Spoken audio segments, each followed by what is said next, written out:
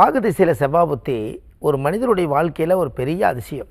ஒருத்தருடைய ஜாதகத்தில் ராகு திசை நடக்குது, அது செவ்வாய் புத்தி நடக்குது. இப்படி இருந்தால் ஒரு ஜாதகத்தில் நம்மளுடைய ஜாதகத்தில் லக்கணத்துக்கு 6, 9, 11 ராகு இருந்த யோகம். ஆனால் செவ்வாய் ராகுக்கு 6, 2, 4, 6, 8, 12 இல்லாமல் ராகுக்கு 1, 3, 5, 7, 9, 11 அவருடைய தசாநாதனுக்கே அது ஒரு ஒத்தப்பட ராசியாக இருந்தால் அவங்களுடைய வாழ்க்கையில் அந்த காலகட்டங்களில் இடம் வாங்கிறது, வீடு வாசல் கட்டுறது, தொழில்துறை அமைக்கிறது, பூர்வீகத்தை போய் பலப்படுத்துறது, இந்த விஷயங்களெல்லாம் நிறைய நடக்கும். அப்போது அந்த ஜாதகத்துக்கு முன்னோர்கள், அந்த காலத்தில் ராகுனாலே தாத்தா, அந்த காலத்தில் முன்னோர்கள் வழிபாடு நீங்கள் நிறைய பண்ணணும்.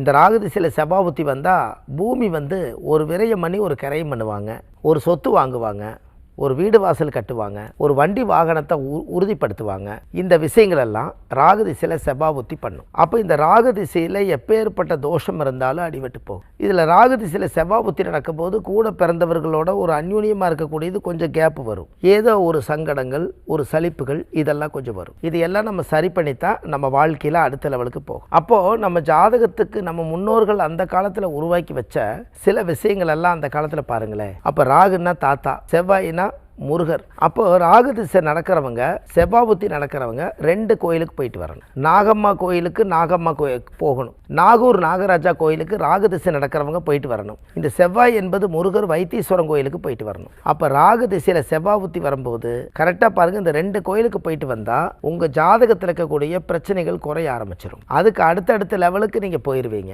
இந்த கோவில்களை நம்ம கனெக்ட் பண்ணுறதான் பெரிய விஷயம். பாருங்கள், ராகு என்பது எங்கே இருக்குது? அங்கே நாகூர் நாகராஜா கோயில். நாகூர் நாகராஜாங்கிறது ஒரு மிகப்பெரிய ஸ்தலம். அது கேரளா பக்கத்தில், கேரளா பார்டர். அந்த இடத்துல நாகூர் நாகராஜன்னு போடுங்க. அது சுயம்பு. ஆதி காலத்திலேயே நாகூர் நாகராஜா கோயில் ரொம்ப ஃபேமஸ். அந்த கோவில் இருக்கக்கூடிய சக்தி பார்த்தீங்கன்னா ரொம்ப பவர்ஃபுல். அந்த கோயிலுக்கு போயிட்டு இருக்க வரைக்கும் ஒரு மிகப்பெரிய மாற்றங்கள் நடக்கும்.